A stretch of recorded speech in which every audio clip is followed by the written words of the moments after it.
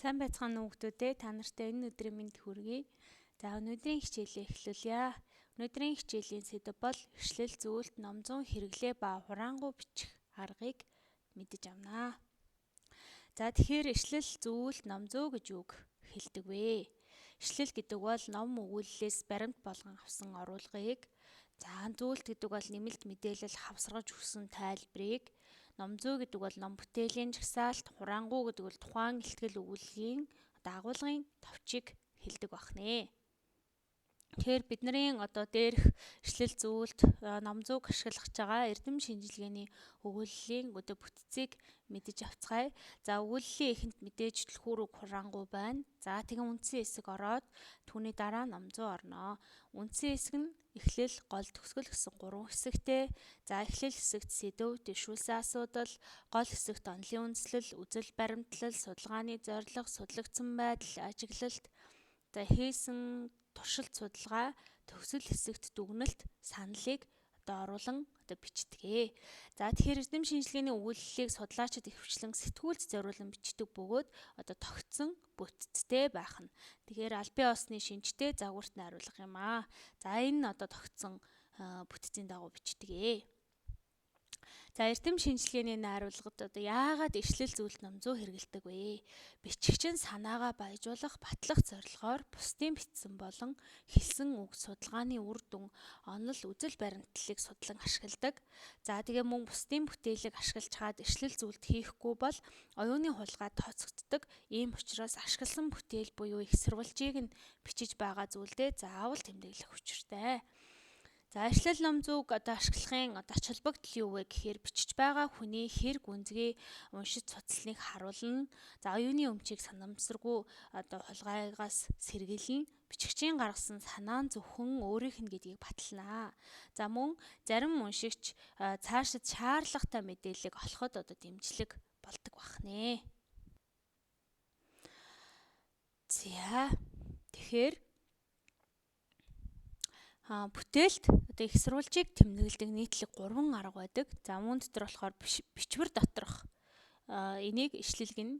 За тухайн хуудасны доод хэсэгт болохоор зүйлтийн тайлбар, бичвэрийн төгсгөлд ном зүг хийдэг 3 арга байдаг. За тэгэхээр эдгээрийг тус бүрт нь хэрхэн яаж тодорхойлсон байдаг вэ гэдэгтээ танилцъя. За их сурвалж гэдэг бол иш татсан тухайн хэсгийг хэн гэдэг зохиогчийн хэдэн онд хэвлүүлсэн бүтээлээс авсныг баримтаар харуулсан хэсэг. За ишлэх, иш татах гэдэг бол бичиж байгаа зүйлдээ бусад хүний бүтээлээс хэсэглэн авч оруулахыг шууд иш татах гэдэг бол бусдын санааг дурдан тайлбарлахыг дам иш татсан гэдгээ.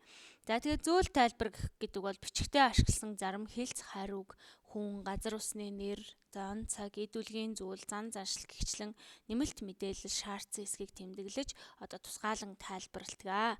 За ном 100 гэдэг бол бичгтээ ашигласан иш татсан зохиол бүтээлийг жагсаан бичсэн хэсгээ. Ном 100-г тусгай стандартын дагуу бичдэг.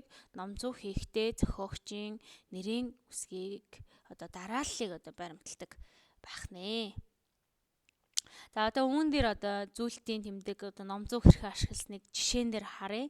За тогтвортой үг хэллэгийн үндсний сэлгээний баримт гэж үсгийн учир гэдэг ийм эрдэм шинжилгээний өгүүлэл байна. За үүний энэ дээр ингэж одоор тэмдэглэсэн зүйлтийн тэмдэг байна. За үүнд энэ хөх өнгөөр тэмдэглэсэн ишилсэн ишлэл байна.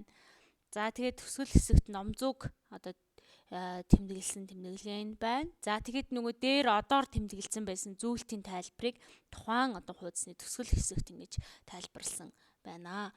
Тэгэхээр эдгээрийг хийхэд шаардлага зарчмын дагуу хийн. Тэгэхээр зохиогчийн санааг шууд ишлэн авч өөрийн үгийг оролцуулан буулгасан бол ишилж авсан хэсэг. За санаа, нэр томьёог ийм хашилтанд хийж өөрийн бичвэрээс зааглана.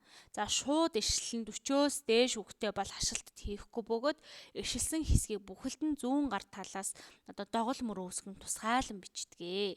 За бичвэр доторх эрх сурвалжийн зохиогч болон хэвлэлсэн он хуудасны дугаарыг заана.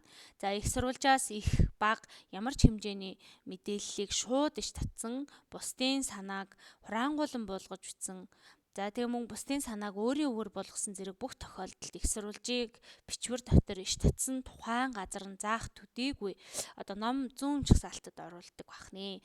Дан ганц их сурвалжаас их хэмжээний мэдээллийг авахдаа энэхүү их сурвалж нь тухайн судалгааны ажилд хувь нэмэр оруулсан л бол уг мэдээлэл нь нийтлэг шинжтэй эсхийг үл харгалзан их сурвалжийг заавал дурднаа. За зөвлөлт тайлбарыг үгийн тайлбар эсвэл залруулга, нэмж судлах материалуудын талаарх мэдээллийг дэлгэрэнгүй өгөх зэрэг тохиолдолд хэрэглэж болно. За ном зүүн жагсаалт бичих дараах дараалал байна. За үүнд нэгдүгээрт Монгол хэлээрээ ч гэдэг юм хоёр хэлээр бичсэн байх юм бол ном зүүд их сурвалжуудыг чагсаахта цагаан толгойн үсгийн дарааллаар дараалуулах ба дараах хоёр хэсэгт ангилж чагсааж болж байна. За монгол хэл болон орос хэлээр бичсэн их сурвалжууд, англи хэл болон бусад хэлээр бичсэн их сурвалжууд гэх мэт. За монгол орос хоёр болоод адилхан кирилл үсгтэй. За тийм болохоор ингэж байгаа юм.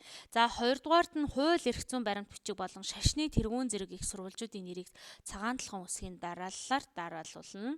За гуравт нь зохиогчийн овог тодорхойгүй. За үгийг тухайн их сурвалжид хэрэглээгүй түүнчлэн нийтэд ганц нэрээрээ алдарсан зохиогчийн нэрийг дангаар цагаан толгойн үсгийн дарааллаар дараалуулдаг бахнэ. За тэгвэл номд хураангуйг яаж бичдэг вэ?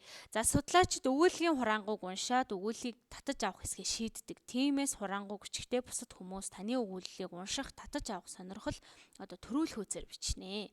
За хураангуйг удирдгал, арга зүй, үр дүн болон дүгнэлт гэсэн дөрвөн хэсгийн дараа бичих бөгөөд эдгээр бүлгүүдийн дүгнэлт хэлбэрээр бичнэ. За тэгээд 4-5 өгүүлбэрт бичнэ.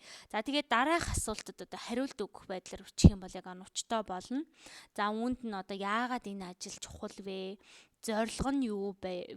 Юу хийсэн бэ? Ямар үр дүн гарсан бэ? Энэ ажлын онцлог юу вэ гэх зэрэг энэ асуултуудын дагуу бичвэл их оновчтой болно. За асуултуудын жишээ тайлбарыг бол та бүхэн бичлэгээ зогсоож байгаа дахин уншиж үзвэл зохистой. За тэр бичих гээд байгаа хураангуй маань ер нь юу вэ гэхээр ихтгэл өгүүлэлт, ямар асуудал таамаглал дэвшүүлж, ямар судалгаа, ажиглал, туршилт хийсний үндсэн дээр тухайн асуудал таамаглалаа хэрхэн шийдвэрлсэн, дүгнэлт гаргасан зэргийг цогцоор багтаасан агуулгын товчийг хураангуйг энэ нь ихтгэл өгүүллийн агуулгын амин сүнс гэж ойлгож болно. За тэгээ өнөөдрийн хичээл маань энд хүрээд өндөрлөө. Анхаарал хандуулсан суралцагчдаа баярлалаа. Дараагийн хичээлээр иргэн уулзцгаая.